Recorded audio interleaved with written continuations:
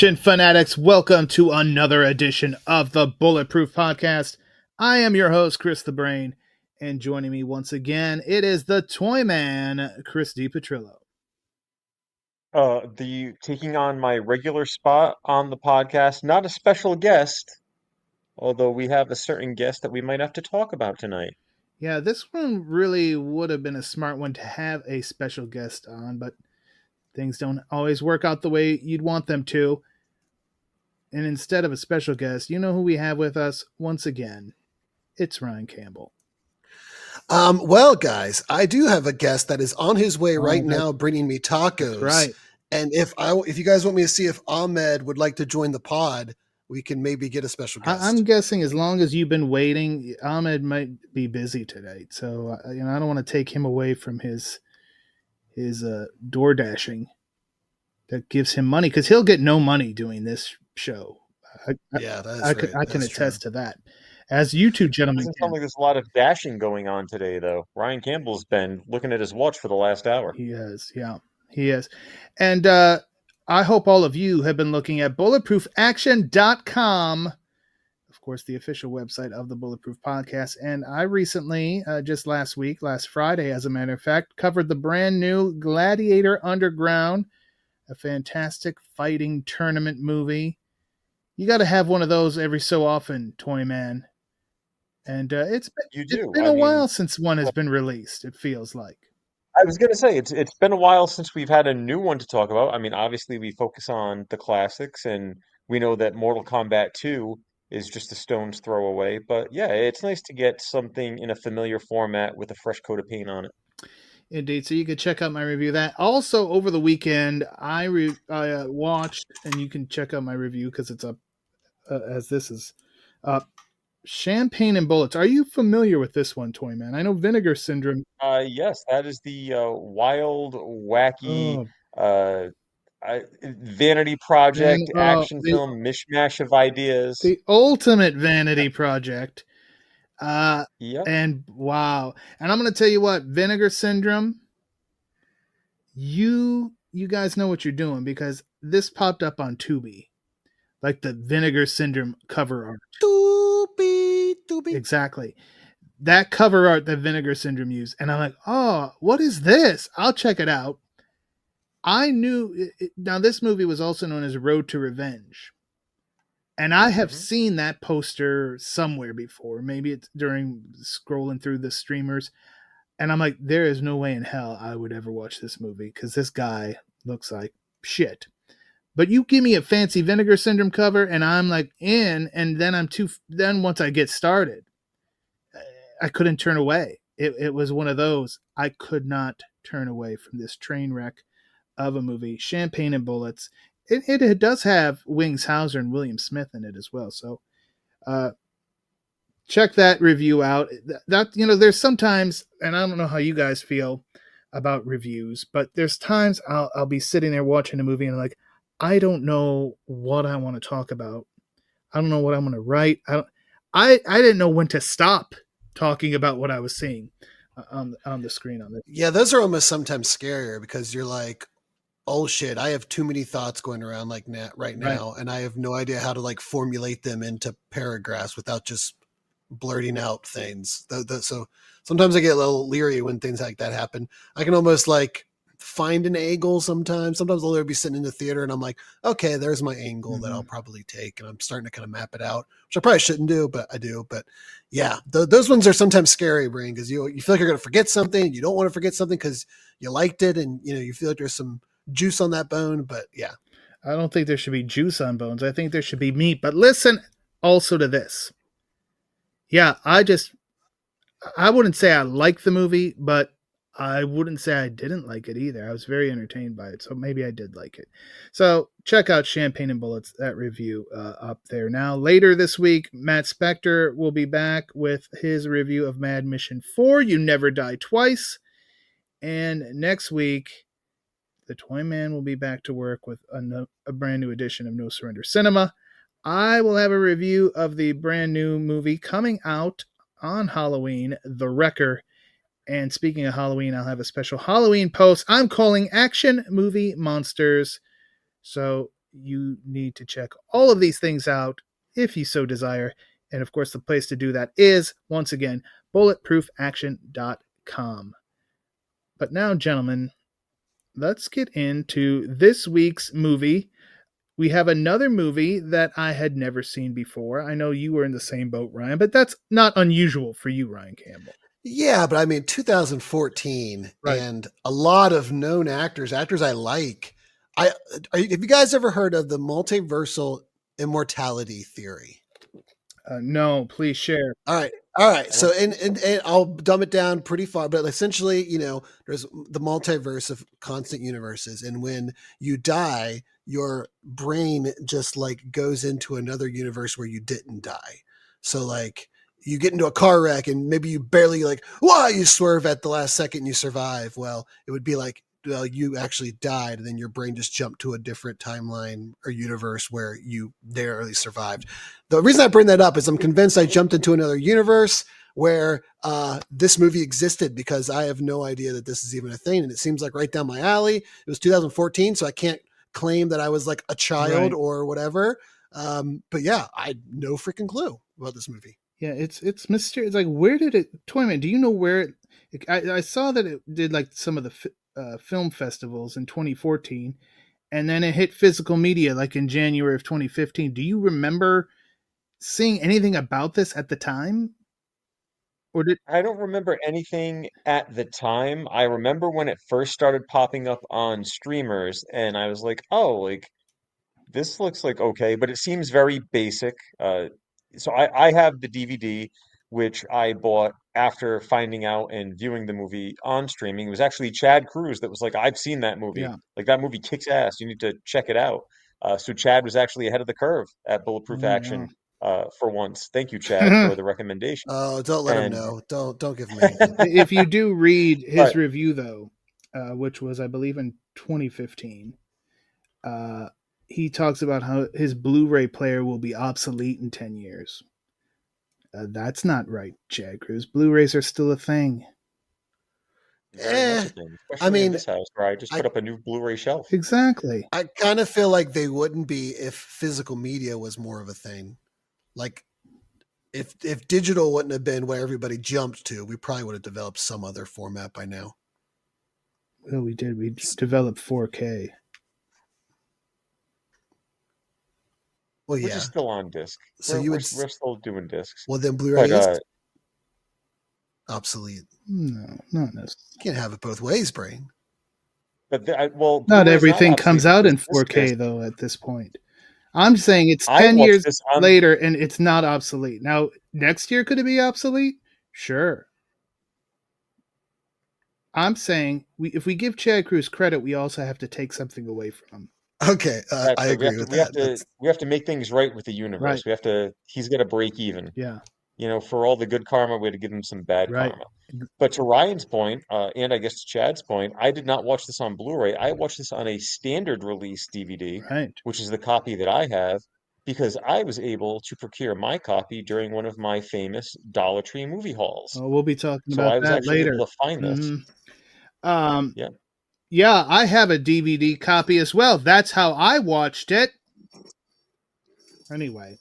And how did you get that copy, Brain? You sent it to me. Listen now. So yeah, the guest. So this one, again, it kind of was this is the definition, Ryan Campbell, of an under the radar movie.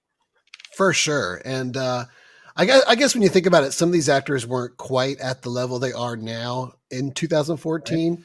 Right. But some Maika Monroe is done. She's kind of become like a screen queen in elevated horror, doing like It Follows and Long Legs recently. Dan Stevens, was like the same year, I think. Well, that was also like 2014, yeah, 2015. Yeah.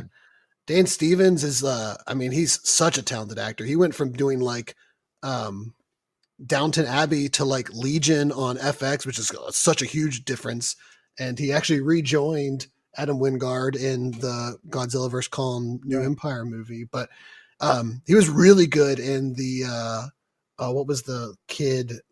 Not Annabelle, but it was something like that. The Abigail. That's what it was. He was terrific in that. I really like him as an actor. Totally underrated. So All right, Dan Stevens fan club president. Yeah, I was going to say you should definitely be familiar with the director of this one, Ryan Campbell. Absolutely. And you can start to see some of that. He's also done, it's kind of cool to see like his style developing. He's done, I don't know if you guys are familiar with VHS. It's like a anthology bit. Mhm. Yeah. Horror movies. He's directed like a bunch of some of the ones for those that are considered some of the better ones. So it's like, you can see like that little mix of action and horror kind of coming together and him kind of refining his style and stuff like that, which is kind of always cool to see when you go back and look at some of these early works. Well, we kick off the guest with a shot of a guy running, and then we cut to the Peterson home, where Spencer Peterson, played by Leland Orser, from I remember from Taken. That's where I'm like, where have I seen this man? I mean, I've probably seen him in other things, but I'm like, Taken. And speaking of Taken, he's taken his son Luke to school, and of course, Toyman knows Luke Brendan Meyer from the Garage Sale Mysteries, right, Toyman? I am not familiar with the Garage Sale Mysteries. You'll have to Oh enlighten me. shit! You Did got you finally one, get Brain. ahead of me on something? Finally got one. No, he just doesn't want to admit to watching Hallmark movies right now, due to all the it's a Hallmark movie. due to all the shit that he gets on this for all the other shit he watches. But he's watching those goddamn Hallmark movies. He just doesn't want to. I am not, but I'm going to look up Mr. Meyer's IMDb. There's not a lot here that. Okay, so he was on Fear the Walking Dead. I did used to watch that. Yeah. You didn't fear it. You went ahead and And watched it. I know what iZombie is, but I've seen clips. I've never watched it all the way through. He was on an episode of CSI. I probably saw it and just completely forgot about it. Yeah. Who of us haven't been on an episode of CSI? I mean, that's true. That's why Chad Cruz is not doing the podcast tonight, folks. He's filming a new episode. He's on a CSI. That'd be nice for him.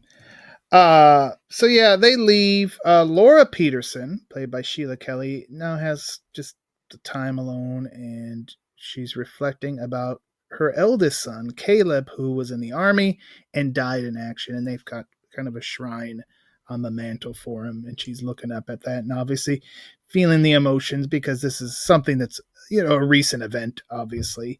And the doorbell rings, and it's not Ahmed, the taco delivery guy. It's the running guy, not to be confused with the running man, which we will talk about next month. I can't wait. It's the running guy, and it is, in fact, Dan Stevens, who introduces himself as David, and he lets her know, I served with your son Caleb. She's, kind of taken aback for a moment, but then invites him inside, offers him a glass of water. David's like, I just got out. Discharged. The first thing I needed to do was come here because I was there when Caleb died, and he asked me to check in on his family and make sure they were okay. So this is obviously, this woman, Ryan Campbell, is feeling the emotions have to be hitting from every direction right now. Yeah, I mean, it's definitely, and there's a lot going on in these scenes. I mean, a little bit of it, if you're watching the movie, you're probably at least somewhat aware of the the premise of the movie, so that's going through your head, right. So you're kind of on guard already. But I mean, Dan Stevens as an actor at this point, like I mentioned some of the other work he's done, at this point he really was, I mean, would have been doing like Downton Abbey before this, so the kind of charming side we see of Dan, I think would have been excellent. If I could go back in 2014 and watch it, like I would have been sucked right into it. But I mean, this is something we see often. A lot of guys, if they have a brother or a comrade that they were stationed with, especially overseas like that for months at a time, sometimes they do check in with the family, and they understand that they saw a side of that guy that the family never did. So sometimes they feel like it's a necessity to go kind of pay respects to the family. Right. Of course, grieving mothers of soldiers, they love to hear stories about their children. Like all of this checks out and is completely believable that this mother is looking for this lifeline to her son that she misses so much. And like, if you went in, I was going to say, if you went into this thing cold and had no idea, you might not even think of anything. But I think one of the problems, not that it was a problem, but one of the giveaways, Chris, is like the minute the thing starts and it says the guest, it's got like that ominous music. So it's like, oh, yeah, this isn't like, I mean, the soundtrack was great. Yeah. The soundtrack really does build the mood for pretty much everything. Like, something's going to happen, but to Ryan's point, when he said that you kind of have to like, have an idea going in of what this is going to be. I think that you have an idea, but the film, the way they lay the groundwork in those first few minutes, you don't know where this movie's going to go. Right. And I mean, we'll talk about it more as we get deeper into it, but I think like those first like 5 or 10 minutes, it sets up a lot of different paths that this film could take, not to necessarily get to the same end point, but just to invoke that sense of danger. It's like, okay, like how are we going to play this? Is the danger coming from the guest? Is the danger coming from the family? Is the danger some unknown third entity? Like, where are we going to go with this? So I think there's a nice little question mark hanging over the film that keeps you hooked right off the bat. It's almost like a reverse Barbarian, if you guys saw that movie, where they cast Bill Skarsgård, who's like a horror icon. He's played Oh, yeah. Pennywise. Yeah. And like, it's almost the flip side. You know his history and you're expecting him to be the killer. And like the whole first act is this very tense, nice guy routine. I won't give the movie away for anyone who hasn't seen it. It's fairly new, but definitely worth checking out. But yeah, it kind of reminded me a lot of Barbarian in those moments where you're like, everything seems good on its face, but like you just know something's not right and you are just anticipating the turn coming. I have never seen The Barbarian, but I have seen The Barbarian Brothers, and I'm putting that on my list of movies that we need to talk about here on the podcast in the future. So when Laura excuses herself, collects herself, overcome with emotion, understandable. When she comes back, she's like, hey, David, why don't you stick around because you can meet Caleb's sister. She's still sleeping. She works late, so she sleeps in. And that's where we meet Anna, who was in another of the Toyman's Dollar Tree finds, Independence Day Resurgence. Mm-hmm. And then Anna comes out and she's a little bit weirded, like, why is this stranger in our house? But, she makes the small talk. She's polite. And it's like, oh, where you staying while you're in town? And boy, did she open up a can of worms with that one, because he's like, I saw a hotel by the bus station. And Laura's like, oh, no. You could stay right here in Caleb's room. So she takes him up. It's like, hey, settle in. And David just like sits on the bed and stares off into space. So at this point, if you did not know something was up, this is definitely like, what the heck? This guy, something's going on inside his mind. He's creeping me out already, just sitting there. And now we're going to catch up with Luke. It's the end of the school day, Toyman. And I'm sure this is something you never experienced this is something you probably forced on poor nerds. He's being bullied. No, suffice to say, I was definitely not a bully. I was very much the friends with everybody guy. So no, I was not delivering out any So you were beatings on any friends with the poor, unsuspecting bullies. souls. I guess quick scan. Did you guys have like bullies in high school? There were definitely some kids that were big jerks. I mean, I don't remember anything outwardly, intense. Yeah. But I mean, there were definitely kids that were, big time jerks to other Yeah. people. I mean, I had friends that would, get razzed or get picked on, but I was one of those guys where I'd be friends with, this guy who was kind of a lunkhead and this guy who was more of a jock and this kid who was the, straight A student. And, I was just kind of like, the center of the Oh universe, as boy. it were, where, Oh. well, I don't mean that attention Oh. wise. I know. Go ahead and jump on that one. We call But that a grievous no, like problem. I was the middleman. I didn't have any negative experiences with any one side in particular. No, that was similar. And I thought maybe it was like my school was really small. I mean, we were like less like 120 or something of us in my graduating class. Like it wasn't a big, so I just didn't have enough kids to really form cliques like that. So yeah, I mean, you had kids that didn't get along or whatever, but it wasn't split down geographical or demographic on that lines. Like I same thing. I had friends that were stoners. I had friends that were, athletes or straight A students. And I was both the geek, but also like the hardcore emo kid. So like, yeah, it was a wide range. Brain wasn't yours like the biggest school district in Cleveland or something? Oh yeah. Parma. Yeah. What was yours like? Did you have like bullies? Yeah, there was definitely some some people that, I mean, not to the point where like here where they're like ramming, but just the way they talk to you and the way they kind of, Yeah. like For being such a trope in movies and shows, like it felt it more just like it was when I was in grade school. That felt a little, and I went to freaking Catholic school, and it felt more like there was trouble there, where people would kind of pick on you a little bit more and kind of get a little rough with you on the playground. Not to, again to the point where I was going to the nurse or anything, but there were people who kind of they were just predisposed to that. And but oddly enough, some of the people who were kind of rude in grade school, by the time I went to high school with some of them, it's almost like we all were like probably like, oh crap, this is a whole different world. Because again, going to Catholic school to public high school, I think we all kind of a little bit more bonded together by the end, because like, yeah, this is a way different world than we were used to coming up. But The kids that we had that were dicks in elementary school to kids, a lot of them didn't even make it to junior high or high uh, school, whether they moved on or I mean, I don't know if anyone necessarily got like expelled from the district or anything like that, but to that point, I remember there were some kids.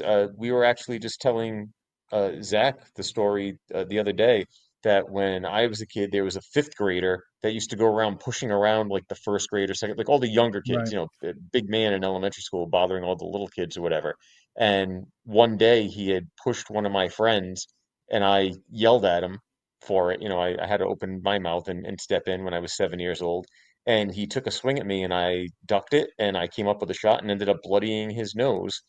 And I think that he was one of those kids that we never ever saw him again. And it was like years later, like the name came up because his brother started like hanging out in town, and someone was like, "Oh, like he's got a brother that used to go to school like with all of us when we were little," and everyone was like, "Oh, that kid was a dick. Like that kid used to bother like all like the little kids." And I'm like, "Oh, like I busted his nose open when I was 7 years old." You know where that kid is? What happened to him? He was buried under. Probably listening to this No, podcast. He's our number one fan. We're gonna get hate he mail. was buried under paparazzis. Anyway, and that is something I learned from the future, I think. So don't worry about it. Now listen. Uh where are oh yeah. So Luke is getting bullied. Um his mom comes to pick him up. He throws that hood up so she doesn't see that he's got this bruise on his face from being smashed into a locker. Um they kind of play that angle too, Brain, where like the mother is kind of caught up in grief, and obviously this situation has affected kind of the marriage and everything, which means that she's maybe not paying as much attention to her other kids, and right. like these things are flying under the radar, which is I don't think it's a comment on the parenting. It's just a lot of shit going on kind of thing. But Right. it seems like he can just kind of put his hood up, and she just like, oh, how about school? School's good. Okay, Right. back She to what probably I'm just like, doing. oh, he's probably just embarrassed to be seen with me. Right. And yeah, so they get back home and Luke meets David, who does notice the bruise, and Luke's like, "Oh yeah, it happened in gym class," and he's like, "Oh yeah, that could happen," but you can see that, He said he got hit in the face with a football. right? But Dave, Yeah, very clearly he knows it's a yeah, ruse. David's not buying it. Spencer now comes home from work, and he's a little freaked out that this stranger is staying with them. And he brings up like, these guys come back, they could have PTSD. We don't, he could just snap at any time. And Laura plays the Caleb card, like, hey, what if Caleb came home and was just had nowhere to go? And wouldn't you want somebody to help Caleb, even if he had something wrong with him? So that, again, we go there. Anna, we cut to her. She's out with her stoner boyfriend Zeke, and she's trying to talk to Zeke about David and how she's a little worried that him being, her parents are starting to kind of move on, or at least so she thought. And obviously, David being there just brings up all those Caleb memories, and she's worried that's going to hurt. But Zeke, being a stoner, doesn't really have much to offer the conversation. Toyman, Yeah, he's very clearly the guy that she shouldn't be with. Just kind of like, the unmoving, uncaring, douchey boyfriend. As we find out, he's actually, she's not a high schooler. She's out of high school, so she's not, mixed up with like the same kids that her brother's mixed up with. right? But yeah, he's one of those guys that just seem to never grow up, never moved on, and so she's kind of pouring her heart out, and he's like, yeah, whatever. He's given the old Orange Cassidy vibe. Right. And we go back to the Peterson home, and Luke is explaining his homework basically to David, and David eventually has some beers and watches football with Spencer, and Spencer's given like, "Hey, what are you going to do next? Oh, you stay here until you figure out what you're going to do. Don't just leave willy-nilly." Talks about his workplace drama, how he got passed over. And you know, at first you think, oh, that's just a throwaway line, but we'll soon find out it was not. Um, and now, based on what David saw with Luke, with the Well, it's also Spencer is all about David by this point. He's also turns out all he needed was a drinking buddy. Yeah, he's drunk off his ass. He's because he's a very meek, you know, like you can tell just by the way he talks about his work, but like he's got no spine. Right. So it's almost like, you know, he stands up and then the wife's like, "No, we should do this." And then he immediately just shuts down and gives in. He's somewhat of a functioning alcoholic as well, as we will see. This drinking buddy situation is not an isolated incident. He's hitting that booze and beer as often as he can. So the next day, David volunteers to pick Luke up from school because, again, he did not buy that football to the face story. And when he gets there, he's like, "Why don't you point out the kids that are bullying you?" And we find out in this little town that the football players get special treatment, Ryan Campbell. They're allowed to drink. Yeah, there's that one sketchy bar on the outside of town. Do they ever say what like state this is based in? Because it's kind of rural. Looks like, I don't know, Nebraska, it seems to be the Iowa. Midwest. Yeah. So it's like cornfield and roads for miles, and then there's just this bar on the edge of town, and of course it's a sketchy guy that will allow the football players to drink there. Probably because he thinks it'll bring young girls around, and I'm sure it's very sketchy why he does that. But also like very Varsity Bluesish. Yeah, definitely. But David sees this as an opportunity to make a statement, and he asks if Luke wants to go in, and eventually kind of talks him into going. And we get a little bar fight action in our indeed action horror movie. I don't know what you would even call this. Kind of genre, bends genres a little bit. It certainly does, and yeah. I have no doubt, you know, the time will come where there will be a World's Most Dangerous Bars Volume 2, and I have to believe that now that I have seen this film, that we could see the guest on that list. Stay tuned to Bulletproof Action to find out. All right, so yeah, they go in. The proprietor's like, well, you know, I'm going to need to see some ID as Lucas, and he's like, well, did you get the ID of that table of kids over there? All right, no. Why don't you get me a Fireball and get my young friend here a Coke? And then he takes it one step further, Toyman, because he orders some drinks for the other table. Yeah, he tells the bartender to bring the ladies some blowjobs. Whoa! And he does not want to bring them blowjobs, not I'll ask have them one. for. Settle down. And he does not want to send anything in kind to the gentleman, and the bar owner is kind of like, well, you know, they're not going to like that. And David's kind of like, well, I don't care if they're not going to like it. And the guy kind of presses on. He's like, okay, make them some cosmopolitans. And we get the instigation of the fight because they take that, I guess, as a sign of weakness, as a sign of femininity, that they were sent girly drinks, pink drinks, and that is what leads to this bar becoming one that is going to end up on Brain's shortlist. Indeed. And Luke does not come out unscathed, unfortunately, but, you know, he gets the least of the punishment because the bullies certainly get a taste of their own medicine and then some. And there's really nothing the proprietor can do because, I mean, he was serving underage kids. So it's like, and I got him by the balls there. And the kids can't really do anything because they were in the bar drinking when they shouldn't have been. So it was a perfect scenario to do a little vigilante style justice. Which is a nice little way to kind of out of it. It's also just a good way to kind of like ease us in, and that's one of the things that Dan Stevens does really well in this movie is like the gradualness of his character's reveal of like his personality. We get kind of like the nice friend, and then kind of like the, you know, respectful guy. Now we're getting a little bit of like your cool uncle that lets you drink and teaches you how to like fight, and like we just are progressively getting, it's gonna get darker and darker as we go. Right, like at this point, you're like, good for him, teaching Luke to stand up for himself and taking care of the. But there's like flashes of Right. like that darkness, Yes. just enough to where it's like you're aware of what's being they're trying to do with like the kind of cool, you know, you're starting to reveal a little bit more. But there's just enough little hints where he stares, or just the eye work, or he stares blankly, and you're like, no, there's something's wrong inside there. Right. So when they get home, Luke has tissue stuck up his nose because his nose was bleeding. Laura's obviously worried, but David's like, oh, just typical high school shit. Don't worry about it. He's good.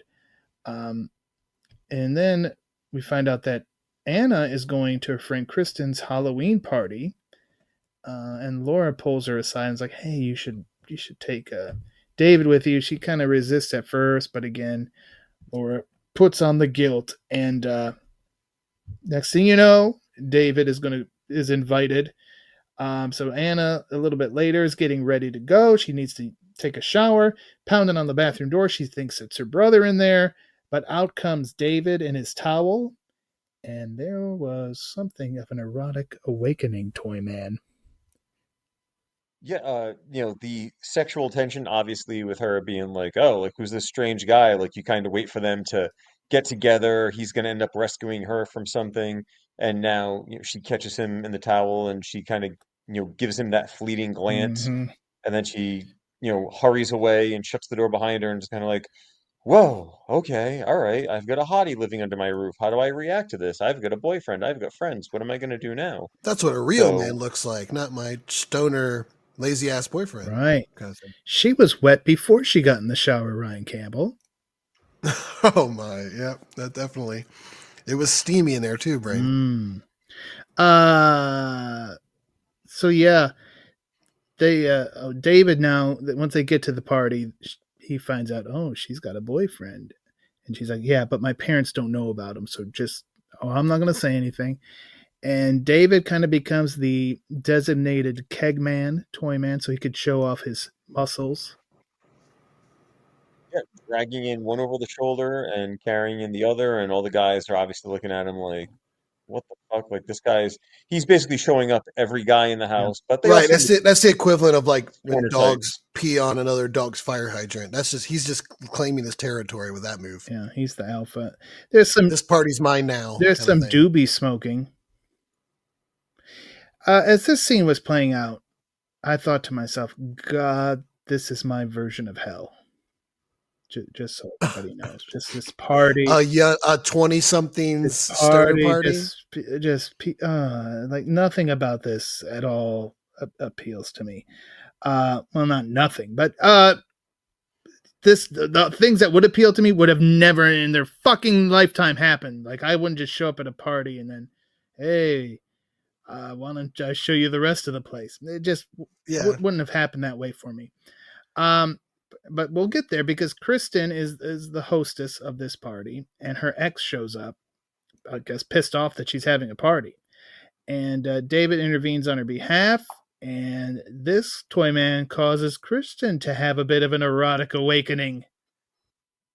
Yes, our one and only spoiler alert, folks. One and only nude scene of the film is Kristen giving it to David, and this was so I liked the way that they did this scene, not for the reason that you're going to jump on. I bet you did. I bet you did. But to I further bet you the did. point of knowing that something's up with David and that he's clearly hyper focused, disturbed, mentally unwell, however you want to phrase it or position it, he is not fully aroused when he has this naked girl writhing on top of him. And it takes him getting a little bit more forceful with her, not to the extent where he does anything wrong to her. It was all consensual, but essentially he takes control of the situation in order to get aroused. Right. So it was very interesting that you're seeing this gradual upswing in his attitude and going from that charming stranger into intervening on Luke's behalf, intervening on Kristen's behalf. And now, he's kind of, again, marking his territory. He's the alpha. And even in a sexual situation, he's going to be the one in control. He's going to be leading the charge and directing the way things go. Well, one thing the movie has done great at this point is like and this is coming in not knowing the movie even existed before today. My head's going, okay, what's the angle here? Is it like a body snatchers thing, and he's like taking over David's body? Is it something supernatural? Is he like a vampire? Because like we've seen scenes where he is in his room and doesn't sleep and just stares blankly by this point, and like this moment, and it's like the movie does a good job. And you like Toyman mentioned, there's the score of the movie, which seems very like horror movie, supernatural. So your brain is cycling through the Rolodex of all the different things it could be from all the other movies you've seen, and you're trying to like decipher just what the hell's going on with him. And once David is done with his Kristen time, and he talks to another friend of Anna's, Craig, and for whatever reason, he's like, "Hey, can you hook me up with a gun? Why do you want a gun? I'm a soldier. We love guns." So he gives Craig the number to his. Hard to argue with that reasoning. That's true. So he gives Craig the number to his burner phone, even though didn't he say he had no phone earlier? Lies. And did either of you gentlemen spot where you knew Craig from? No, all kinds of stuff. He's been in a bunch of stuff. Two of the more famous comedies of the 2000s. He was in like Grandma's Boy. He was he was the villain in Grandma's Boy, and he was the nerd in Dodgeball. Oh yeah. He's in Avatar. He's been in all kinds of stuff. I forgot about Avatar, and I think so did a lot of other people. So did a lot of other people, but I'll never forget Avatar. I just had this conversation at work the other day about Avatar and how my good friend Ryan Campbell, super Star Wars fanatic, sees this goddamn Avatar movie and tries to sell me that this thing is going to be bigger than Star Wars. Did I say bigger? Yes. You get all hyped up about shit, and you were super hyped up about it. I still really like it. I thought the second one was good too. I'm excited for the third one this year. I don't care about you being excited. I'm not saying they're not good, but when you come out as a Star Wars, just even if you were Toyman saying it, I'd be like, you just hate Star Wars, but you love Star Wars, and you're saying this shit. No one's talking about fucking what's the Avatar music? I don't fucking know, but I know you hear that Darth Vader theme. People who don't even know Star Wars know that's a fucking Darth Vader theme. People dress up for this shit. There's Star Wars. There's not Avatar Day. Give me a fucking break with a goddamn Avatar. Bullshit. Blue fucking tall Smurfs. Get the shit out of here. All right, listen now. Where were we? Oh yeah. So you're not going to be going seeing Fire with me later this year? No. You can go on your own. Like we go to movies together all the goddamn. Listen, if you drove up here and said, let's go to see Avatar, I'd say, you know the way to the theater. I'll be right here with my dog. Pick up something on the way home. Get some mission? Yeah. Get some mission? Yeah, go way out of your way. Listen now. Maybe Ahmed will deliver my tacos up there. It might take about as long. I don't know. Probably. So yeah, after he gets the burner phone number to Craig, he's seeing that Anna and Zeke are having some sort of quarrel, if you will. And then Anna storms away. She's like, "Hey, you ready to go?" "Yeah, I'm ready." David's like, "I'm going to drive. You're stoned."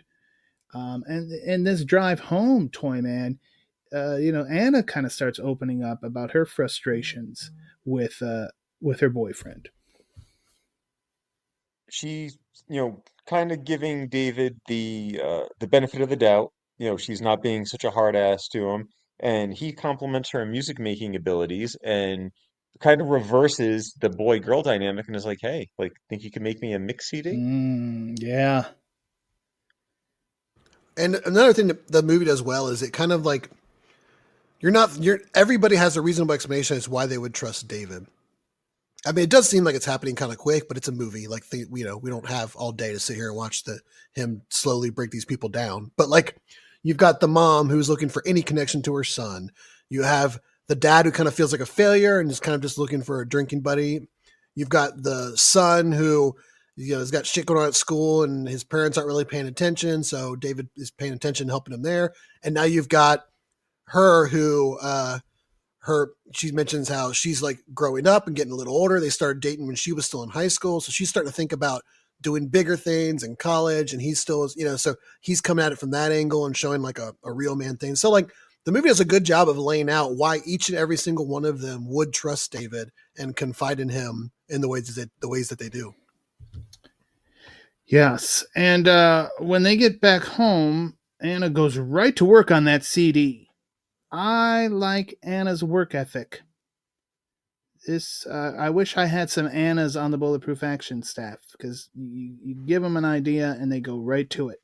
They're not. I really thought the movie was going to go for a I don't know how to say this delicately, a self-satisfaction angle when she was like laying in bed listening to the music. Well, the lights went out. We don't know what she was doing. We don't. She could have been diddling away. We don't know. But we do know that David wasn't. Well, because he obviously had a release, but he's also it's just his time to sit on the bed and stare into nothingness. So the next morning, though, she's all excited. Like, I got this CD made. Where's David? And she's looking around, and then she goes down to the kitchen, and he's outside, and she hears him on the burner phone having a heated conversation. And that kind of, suddenly she went from, oh, this guy's great, to back to being like, what is up with this dude? I'm going to call the army base that he said he got discharged from. And when she calls, it like raises a red flag on the system. And now, Toyman, we meet a major character. Quite literally, it's Major Carver. Yeah, this felt almost like an episode of the A-Team where they get notified that the team's been spotted, except she does not know what the circumstances are. She's literally just looking for any information that she can. She's not the stupid the horror trope final girl that doesn't realize everything until it's too late. She's being proactive. She's like, okay, so I kind of have some type of feeling for this guy. I have an uneasy feeling about him, but he's also hot and he's kind of cool, but at the same time, something's not right. Let's resolve all this. And now the story is further expanded upon because there's a Major Carver who's like, okay, shit's about to hit the fan. I need a team. If anybody calls, you don't say shit. I'm gonna take care of this one. Just get me all the details, get me a team ready. We're moving out now. So you know that whatever David's been involved in, wherever he's come from, whatever he's done, this is now top priority. He'll even fly coach, Brain. That's how serious this situation is. He would like to have a private jet, but he will needs to get there ASAP. Yeah. Whatever it takes, he needs to get there. And Major Carver, played by the late Lance Reddick. Of course, John Wick fans would certainly recognize him. Where my Destiny fans at out there? We know Lance Reddick. So yeah, Carver, he's not wasting time. We find out that this David character was part of a military program. When he hears Caleb's name, he said, what? Oh, wait a minute. So he knows what's going on. But now we go to one of my all-time favorite settings, and that would be a quarry. And David, world's most dangerous. Yep. Nothing good happens in a quarry. David goes to the quarry to buy some guns from Nick Papagiorgio. I love that note. When I read your note, I was like, okay, so he knows where he's from. Because I was going to say, all right, where do we know him from? Although I had some other references for you to see if you got him. Yes, Can't Hardly Wait, I'm sure was on there. But to me... I have two other ones. Okay, what? Ethan Embry, of course, is who we're talking about, folks. Go on. Yep. I mean, yep, I would think that most people of a certain age would remember him as being the main character in Can't Hardly Wait. Obviously, Nick Papagiorgio, his alias in Vegas Vacation, aka National Lampoon's Vegas Vacation. But one of my all-time favorite movies was a year before that, just celebrated its 30th anniversary. He was in Empire Records. Right, that is right. And I was going to mention a movie that I think it's probably something that Ryan Campbell may not know exists, but you, Brain, I think that you may be a fan of it because it was a cable staple Oh, during the early garage 90s sale for us. mystery. Oh, He was in Dutch with Ed O'Neill. yeah. I do. I remember Great Dutch. holiday road trip movie. Yeah, I remember watching Dutch one day when I was homesick from school. Dutch is a very underrated Yeah. movie. It was on cable last year, so I got to watch it with Zach, but apparently the Blu-ray is pretty costly at this point, so hopefully he gets a Well, re-release. Blu-rays He was, just obsolete they're anymore. Blu-ray's going obsolete. out of Yeah. style, that's right. Yep. They're about to be outdated. We need the 4K of Dutch. Right. Hey, he was on CSI. Well, who of us hasn't been though, right? That's what we established. Yes. Nick Papagiorgio is who he will forever be for me. He may as well just legally change his name to Nick Papagiorgio. But yeah, Dave's like, oh, what weapons do you have? So he's showing all these guns. He's like, I'm gonna take them all. And so, if you got the money for them, you can have it. But no, I'm gonna take them all because I'm gonna just kill you. Here we go. So That's a huge escalation. Yeah. We have now officially jumped into, okay, now there's no ambiguity over David's situation. He's up to something. What's he preparing for? What's he doing? Why does he need this Right. Why stockpile? does he need guns? Like, yeah, you're helping the teenage son. You're defending a woman's honor and reaping the rewards of doing so. But now, yeah, you're buying guns. And you're not even buying them. You're stealing guns and you're killing people. You kill Nick. Craig tries to run away because he was there to broker the deal. He ends up dead too. Craig, man, you got to take a hard left as soon as you get around a rock, man. Yeah. But again, that's a great scene too, because this shows that David is just beyond being a psychopath, that he's actually well trained. He's a So he well-trained tries to shoot psychopath. Craig. Yes, he Yeah, tries to shoot Craig and the gun jams and he disassembles everything, reloads it, and then still manages to turn around and kill him with one shot. Yeah, this is kind of the Jason Bourne aspect of the movie. Brain, I think I sent you some comparisons that this is like Jason Bourne meets Fright Night meets, what was the other one I said? Shoot, I don't have to pull my text messages out, but it was Fright Night. This is First great. Blood. This is great radio. First Blood. Yes, that was it. First Blood meets Fright Night meets Jason Bourne. Jason Bourne. You need to eat something, Ryan Campbell. So yeah, back at home, Anna's like, oh, I got to tell my mom about what I found out from the army because they called back and said David is dead. But before she can get those words out, Spencer, the functioning alcoholic, comes home with news that the guy who passed him up for the promotion and his girlfriend were both found dead at their apartment. And it's just a horror. It seemed like it could have been a double suicide, murder. They don't know, but they're dead. And as a result, corporate called. It's like, you know what? Corporate being cold-hearted corporate bastards. The show goes on. Right. That's right. The show must go on. Immediately promote Spencer.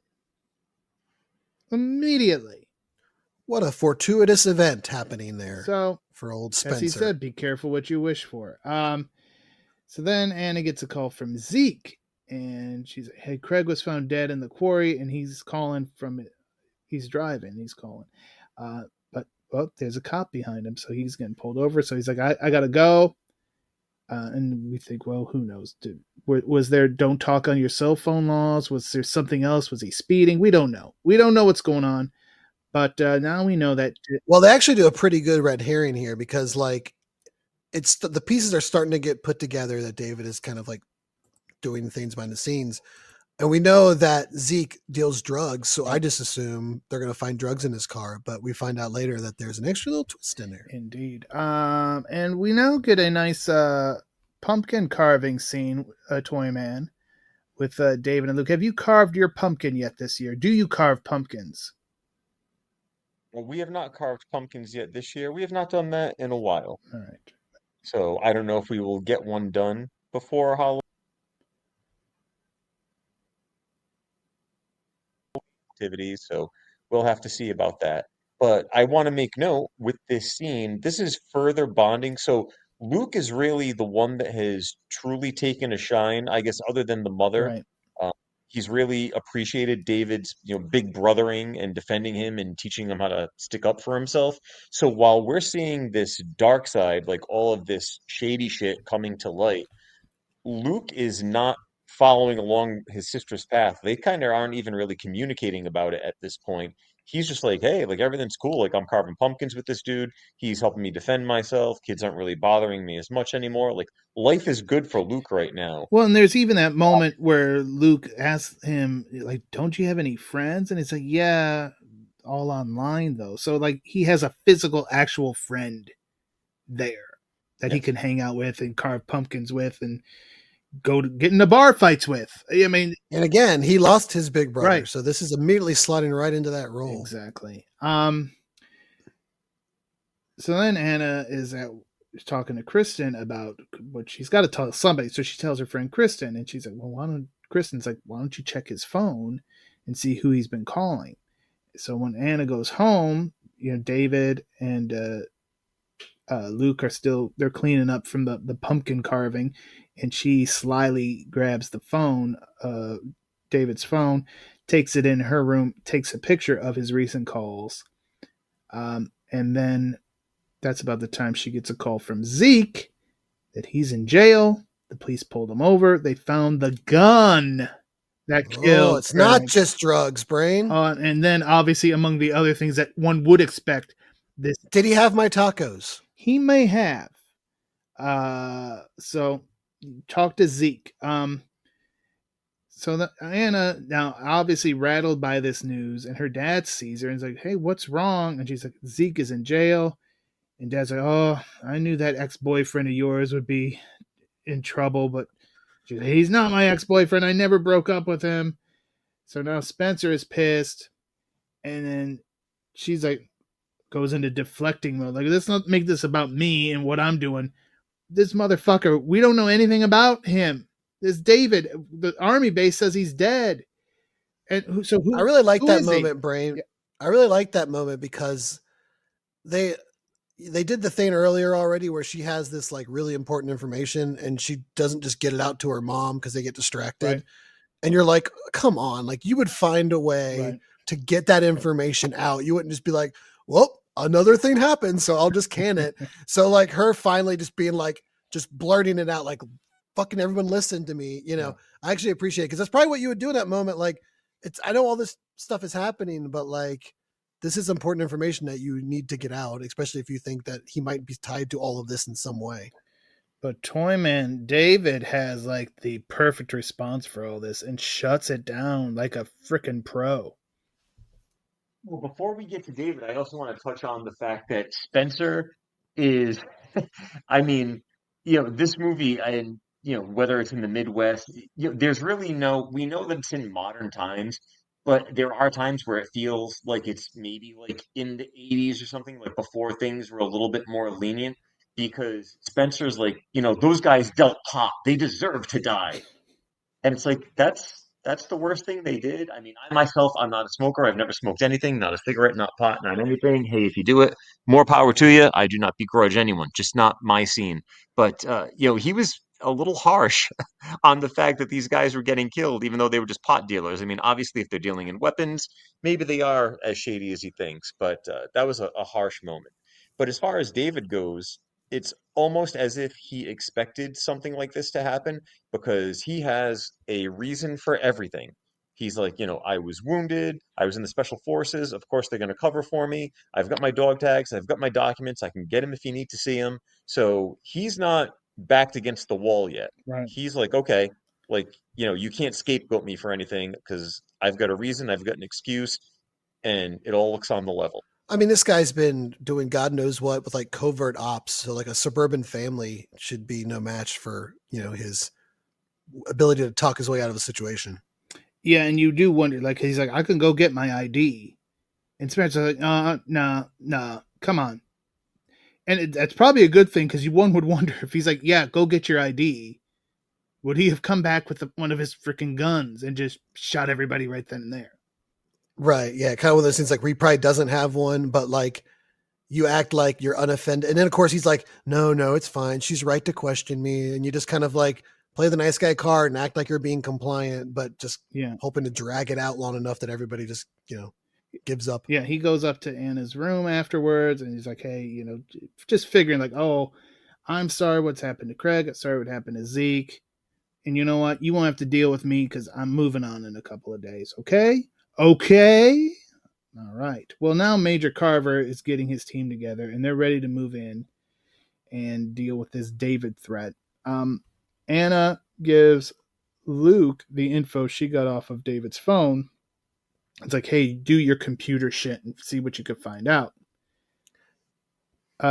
Beep boop, beep boop, beep boop. That's exactly what it sounds like. So Luke is in class with his laptop investigating, and the kid behind him calls him a name. And this time, though, Toyman, it's a much different scenario. Slur. We don't have to say it, but we can say that it was a slur. It was it was a slur. And this time, though, we get a much different result. We have a new Luke on our hands. Yeah, he hauls off and punches the kid in the face and cracks a yardstick over the side of his face with I think the kid's reaction to it was kind of the most unintentionally funny part of the movie with his over the yardstick. Like he doesn't fall, he doesn't bleed.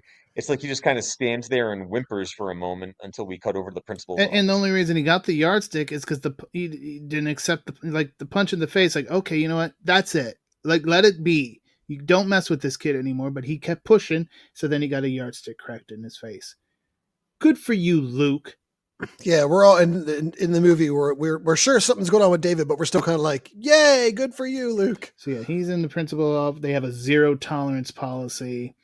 But here comes David and the principal and the mom to go to the principal's office. He's like, oh, what kind of, so they play the slur and like, well, that could have been considered a hate crime. So that you're going to take a victim of a hate crime and expel him. And well, here comes a lawsuit. And again, David plays it perfectly.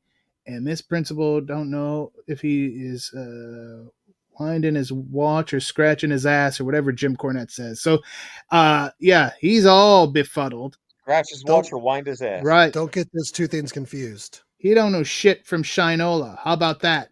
That's a good one. Shit from Apple Butter. That's right. There's another good one. Anything else we want to say? Anyway, this principal's a dumb shit. And he gets quickly and we go from Luke is going to be expelled to, he could just do after school detention for a month and help set up the big Halloween dance. Like that's something I wouldn't mind doing voluntarily. Here's a good bit where like when he first said that, I'm like a whole month setting up the Halloween thing, but wait till you see this Halloween event. It's very extravagant. It'll take a month. And we should reiterate this one too, that this is obviously an October podcast if you're listening to this right now while it's brand new and fresh. But this is taking place at Halloween time, but it's not overly done with the Halloween stuff. Like we see the carving of the pumpkins and the Halloween party, but it adds to that whole ominous feel without being excessively horror. Right. It's kind of like this little backstory, like, it's the backdrop, but it's not so pronounced where you're like, okay, they're trying to make this a horror movie. They're trying too hard. It's very subtle. Like Halloween gets a quick mention. Oh, the Halloween party. Oh, the carving of the pumpkins with the dance, as we're building up to the third act. Now it's kind of coming a little bit more up to the forefront. You mean like how First Blood takes place during Christmas? I was going to say, it's very much like so many action movies where it's like, where Die Hard is really rooted in that it's a Christmas time. But where, it just happens to be Christmas time during First Blood, during Lethal Weapon. It's not like a huge part of the storyline, but it's just when it's taking place. So, this is taking... It could easily have been just like a Winter's Ball dance or a homecoming dance, whatever, it doesn't have to be Halloween. Correct. But I don't know that you'd have a Winter's Ball maze, but maybe you would. I don't know. I didn't go to the Winter's Ball, you bastards. Listen now. We had a Christmas Poor ball. We didn't poor have a brain Super went to Bowl. no We had a Christmas parties, no, ball. no dances. Poor Brain didn't want to go to the parties. Nah. I got invited to one and I didn't go. So I'm like, I don't want to. That just seems like something I wouldn't like. And it's probably like there's probably wrestling on tonight and I could be watching that. But that's fine. I'm all right. I didn't become a serial murderer or anything like that. So listen now. So yeah, Luke is now super appreciative of what I mean. David got his ass out the fire. Not just that, he's feeling good about defending himself. Right. Like the whole situation, like he finally stood up for himself. And yeah, do you see how much better you feel? You got that confidence. Right, he felt good, and then now he doesn't even have really ramifications Right. for it. Like, yeah, it's win-win. And he's like, you know what? Anna wanted me to talk to you or find some stuff out. And Luke pretty much has the whole scheme figured out. He proved he's a smart kid. Very nonchalantly, though. And he's like, I mean, that he's so infatuated with David and all the good he's done. He's willing to offer, like, I figured you killed my dad's boss. That's okay. I also figured that you're not actually David. Right, you're not that's David. cool. I don't you went care. to a plastic surgeon who's no longer licensed to be a plastic surgeon because he probably was doing shit he's not supposed to do, like removing your fucking fingerprints. And I'm pretty sure you killed Craig and framed Zeke, but I don't care. I'm not going to say anything because we're friends. Famous last words. Yeah, we're friends. I'm not going to say shit.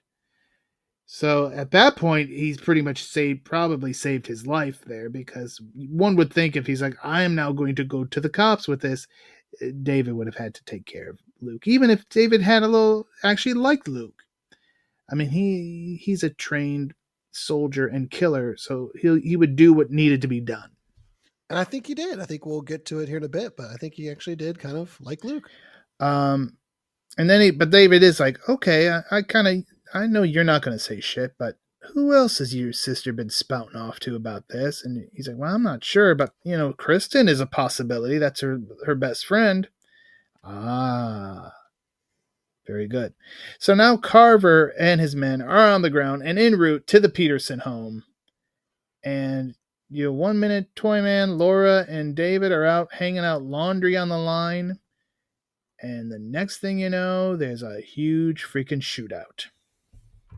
Yes, Carver does have his team. They roll up in a convoy, and a great shot where they're hanging the laundry, and she's like, "Oh, he was just here a minute ago," and one of the sheets just kind of blows, and he's standing there with the laundry basket, and he already has a gun on him, in his back waistband, so he is prepared for a moment like this, and it does not take him long to dispatch all of Carver's team. No, he doesn't come out unscathed. And he finds himself pinned down in the kitchen with a freaked out Laura. And she's like, why do these guys want to kill you? She's starting to finally ask the questions. Like the rose-colored glasses are off, Ryan Campbell, obviously. But I guess will happen when there's bullets whizzing by your head.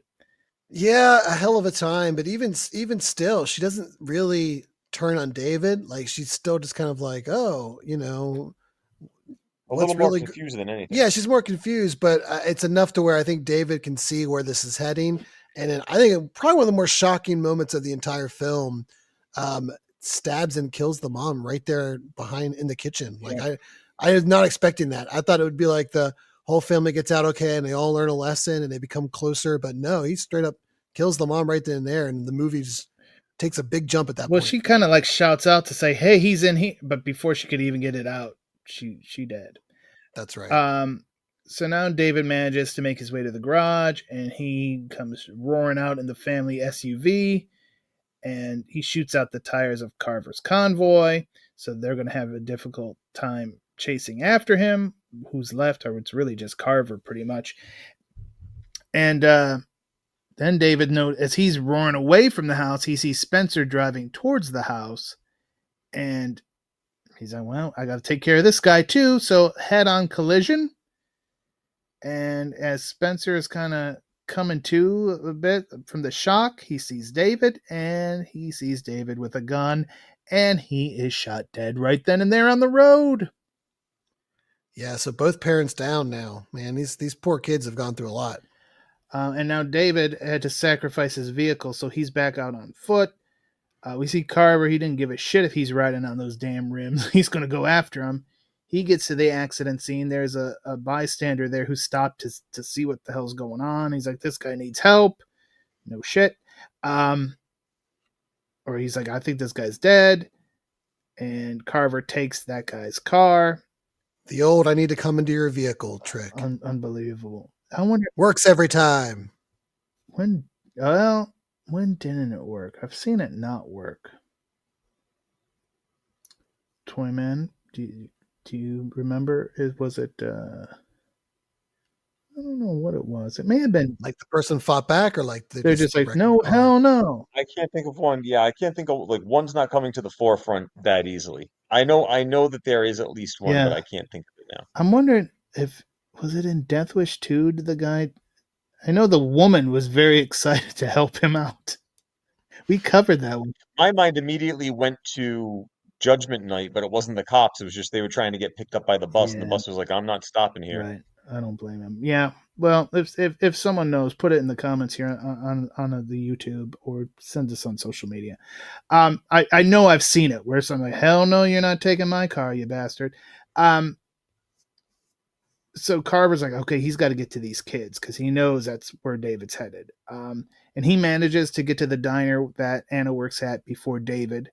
And he's like, you got to go. We got to go get your brother. So they go. Moments later, we see David pulling up in another vehicle with a gunshot and blood in the windshield. So he obviously had to kill someone. Now, just probably some completely unrelated person to any of this. He's now in full like killer soldier mode, Ryan Campbell. Yeah, whatever switch has been kind of at that middle position of being flipped, like when you like turn the lights on, you can kind of find that little like mid spot. Right. It's completely flipped now, and he is just in full on, again, Jason Bourne, do whatever it takes to kill people mode. And yeah, we've reached the point now in the final act where David's gonna have to get put down. It's the only way anyone's getting out of this. He's full on villain. He goes in to the diner, asks Kristen where Anna is. Like, oh, she just left. I have no idea where she went. He kills her. People are just sitting there in shock, and then he drops 2 grenades and walks out, and the whole freaking place blows up. No loose ends. Brain, you didn't touch on the most important part of that scene, though. Oh, please tell me. You did not make a note of it, and given the fact that we have mutual admiration for 80s and 90s music of a certain type, did you recognize the song that was playing as he rolled those grenades into the diner? I don't think I did. I would have probably put it in my notes if I did. You would have, and it would have also probably stirred the memory that now this is the point of the guest that actually has a family connection to me. Because the song that was playing was the #1 hit, Because I Love You, by freestyle artist Stevie B. That is, you know what? Who sings Spring Love. Yep. And if you remember, my cousin was a part of Stevie's entourage all throughout the late 80s and the 90s. So this film actually has a direct link to the Toyman family. And it was on the jukebox at Paparazzi's. Now listen. You know what? I do remember, like, I've heard this song before, but I didn't think to write it down or figure it out. Ryan Campbell has no idea who we are talking about, what we are talking you know what? I got the Paparazzi's reference. And I don't think we even know I don't think the listeners will even know what that is until some other time. If you're listening to these in order, you're going to be like, what the hell is he? It'll all make sense eventually, folks. We're playing 4D chess with our references. And you're going to be slapping your knee when you hear it. Oh, you guys are going to love it. Or not. But the kids are going to be making memes out of this one. Oh yeah.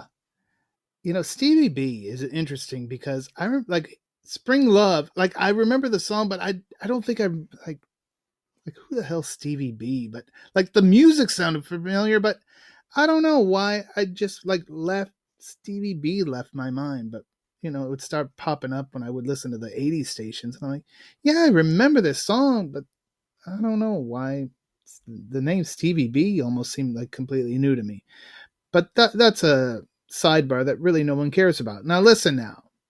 I care about it. I appreciate Well, it. you're a bastard. Anyway, so now Anna and Carver are going, and she's like, you know what? You haven't said a thing about my parents. And he just kind of looks at her. And you almost think, is he just going to look at her and like hopes like she picks up on it? Yeah. At first I thought that's, and then he's like, they're both dead. That's probably why he feels okay saying it, because like she's figured it out. The look on his face, she already, so he just was right. like, he ain't saying anything she isn't probably expecting him to say at this point. So they get to the rec center. Luke is there, but they get in there and there's a freaking Halloween maze. Not just that, like that, I think that undersells it, Brain. This is like a Universal Hollywood Horror Nights level of haunted maze. There's things going on in a high school gym. Yeah, all in a high school rec gym. Center. Yeah, all in a high school gym in like bumfuck Nebraska. This rec center is going to be not used for obviously anything else for the entire month of October. This thing is taken. It's about to get wrecked. This is taking over. This is like when they have to set up for WrestleMania and they've got the fucking venue for a week ahead of time. Like nothing else is happening in this building for a week ahead of time and probably a day or two after. Just block it out because this is big time. We're setting up this maze and it's only the detention monitor and Luke doing all the work. Yeah, there's no Breakfast Club. No. You might get one of those references next week too. Listen now. So yeah, they get in there and, you know, obviously this is perfect. This is like one of those red herring gimmicks because you're thinking like, oh, fuck. Goddamn, David's probably in that maze somewhere. But it isn't, but it helps. You know, you get that tension. Like, oh, that he's going to be in there. He's going to kill him in the maze, but he doesn't just yet. Yeah, definitely playing off the horror. Like, and this movie bounces a lot between like action tropes and horror tropes. And this is like full on in the haunted house with a slasher kind of level of the horror part of it. Right. So they get to Luke. The detention monitor is like, who are you people? What is going on? But he won't have much longer to worry about not knowing what the hell is going on because the lights go out. We see that mix CD go on, Toyman, which was a nice little touch. And yeah, it sets the tone, you know, with the soundtrack again adding to the doom and gloom of what's going on. But it was also a nice bit of a heel taunt. Yeah. For David to play that. It's like, you know, I'm using your power against you. Like your power has been to kind of set your mood with your music, and now I'm going to kind of give your music. I'm going to make your music the soundtrack of my stalking and killing. And of course, the detention monitor dude is immediately killed because he's useless to the whole process. Carver's like, you kids get the hell out of here. I'll deal with this man. We get the classic Hall of Mirrors, which anytime there's mirrors involved, you can't help Toyman but think about Enter the Dragon. Yes, and while we do not get as classic of a scene as we got from Bruce Lee with his Hall of Mirrors, this one certainly has a payoff because this is where we are enabled to say goodbye to Major Carver. Major Carver's down. David, though, shows him a bit of respect, I guess, places the gun next to his fallen foe. And gives him with a box cutter, Brains. Yeah. It's rough. You got to be down and dirty. And Anna now has taken Luke and like, you just stay here until either I come or the police come to get you. And Luke originally is like, no, let's just go talk to him. He likes us. Right. Luke is still very much in denial, but the thing that sobers him up real quick is like, listen, dude, he killed our parents. And now he's like shaking a bit and he takes that knife out that David gave him. So he's in his hiding spot. Anna's going to go out to find David herself. And David is obviously looking for them. And that's when he notices that gun he left by Carver's body is missing. Turns around. There's Anna pointing the gun right at him. Well, she kind of lures him in by using her boots to leave some footprints. That's right. Leaves the bloody... He's following the footprints. The hunter has become the hunted. And she shoots him and he falls, but we should mention that the fog machine is on high, and this floor is just covered in fog. So the body's down, but is it? Where is he? Is he dead? You've seen movies. You all know what's going to happen. Exactly. Here. He was not dead, folks. Spoiler alert. And he pops up. There's a fire that's starting now, and he gets on top of Anna, and he's just strangling her. And fortunately for Anna, her little brother comes out of hiding and stabs David, not once, but twice. Toyman with the very knife that was gifted to him. So all of that, stand up for yourself. Don't let anybody push you around. Don't let anybody get in your face.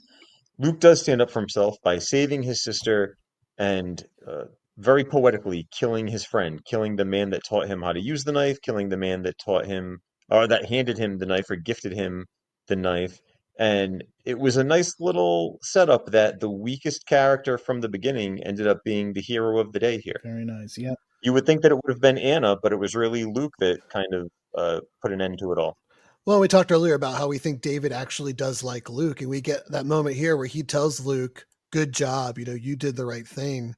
And I don't know, I just really like that moment that, like, he's whatever. And we kind of touched over where Carver's kind of explaining to Anna a little bit of backstory, like that, like once he's locked into his like mission, nothing matters but like covering his tracks. Like he doesn't even control it anymore. So like, it's Nothing possible, matters but the mission. Right. So he's killing all these people just to cover his tracks that he may not actually want to kill Luke, but that programming is kicked in.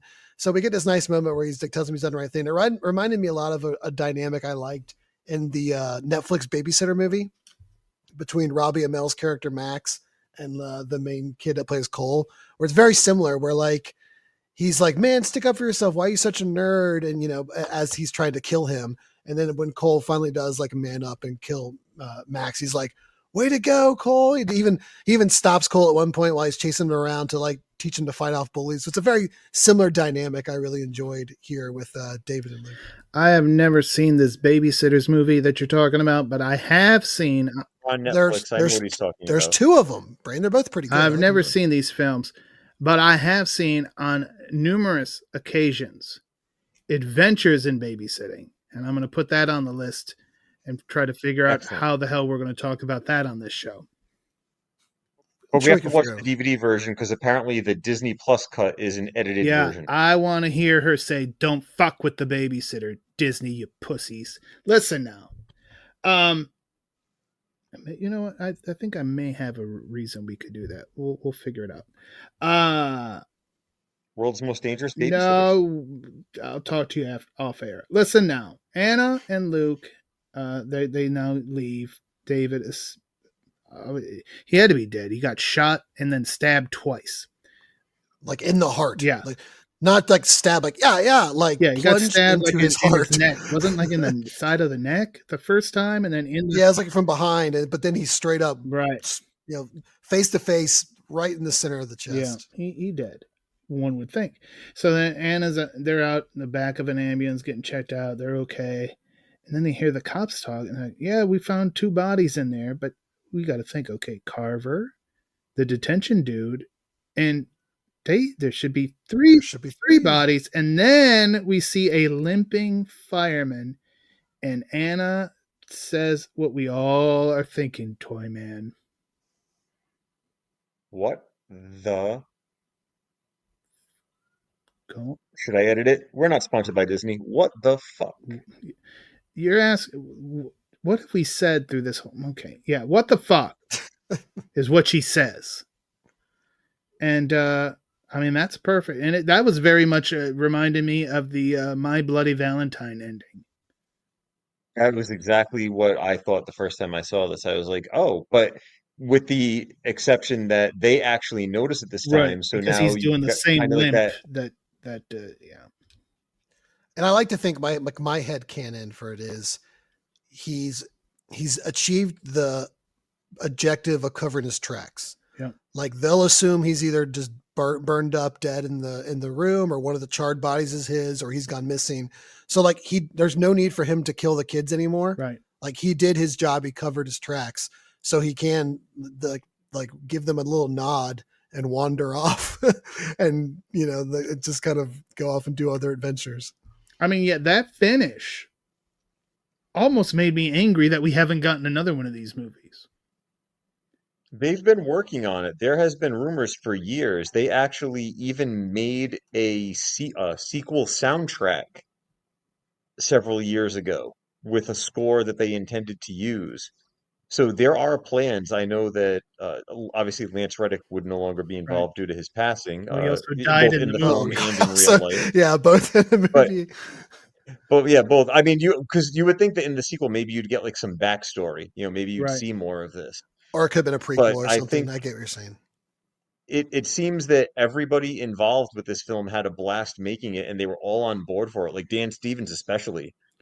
And He I, was I like, was "Hey, gonna like, say, let's I mean, do it." even if And for some reason they just really wanted to make it, and Dan Stevens like, no, I have no. It's like he could just have another freaking plastic surgery. It could be a whole different guy. I mean, I would rather it be Dan Stevens because he, as to Ryan's point, did such a phenomenal job here. But like we've definitely seen, we've covered some of those movies this year.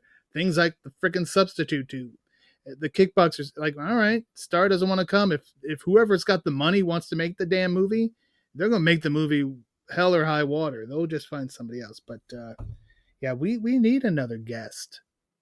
We need another one. Where is it? I, Make it happen. Give it I to think us. we're all in agreement for that one. So yeah, I guess Ryan Campbell, your final thoughts on this? Yeah, I really enjoyed it. I think again, it's I mean, it's not without its flaws, but you can clearly see, like you said, Toyman, that there was thought put into both the production of it, and everybody really like understood their characters and had a good time making it, which you can tell. You can just tell when the cast and crew are having a fun time making the movie, and that comes to the screen. I had mentioned it. Huge fan of Dan Stevens. You want to talk about range from Downton Abbey to Beauty and the Beast to movies like this and Abigail. Like, dude has range, and also seems kind of selective. He hasn't really gone for like the huge leading man in a blockbuster film. He always kind of like takes more quirky side roles, like in Godzilla versus Kong. So I really enjoyed him. He was fantastic in this movie. Again, you have a lot of like young up and coming people in this movie that you got early. So I really enjoyed it. It's rock solid. I love when movies play with genres in different ways, and the movie definitely does that as well. Toyman, you wanted us to talk about it. Your final thoughts? I did. This was a suggestion of mine, based on it being suggested to me and it becoming a fast favorite, and then getting lucky with the Dollar Tree store and actually getting lucky twice and being able to provide you with a copy of this film. The best thing well, not the best thing, but the main thing that I can say about it is, if you remember a few years ago when that film Brightburn came out, and it was supposed to be, what if Superman was a villain? What if something went wrong in his childhood and he went psycho?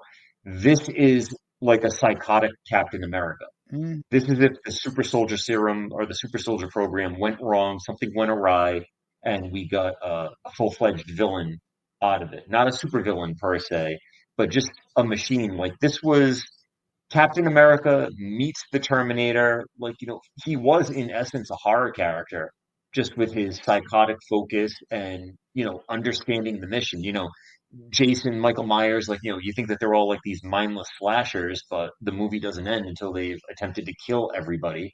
And with this one, excuse me, David, or not David, or the guest, whatever you want to refer to him as, everybody is a casualty because of something that's directly affecting him. Oh, you called and asked about me. Oh, you blew my cover. Oh, this guy sold me guns, and we can't have word going around because these guys are blabbermouth potheads that I bought guns from them.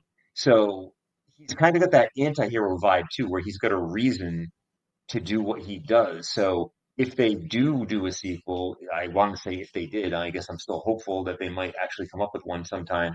But you could either go where he's on the lam and people are still out after him. Is he going to try to finish the mission and kill the kids? Or is he going to be, hiding out somewhere else under an assumed name and take on a new Yeah. task? And that's how we kind of get a little bit more backstory to it. There's a lot of ways they could go with it. I like how the movie, like I mentioned earlier in the podcast, it plays with the themes. Like, is it going to be an action? Is it going to be a horror? Because when you think he's the guest and he's at the house, now you've got the mom still obsessing over her son's death. So are they going to start kind of smothering him? Are they going to hold him hostage and have him be a replacement for the son? Is he going to attempt to completely take over the position of Caleb? Like, quote unquote, I am Caleb. I am your son. Why don't you love me? Something psychotic like that. So it kind of has that, Super Mario Brothers question mark block hanging over it. And I don't think anyone could really think it would go into a balls out action finale the way it did.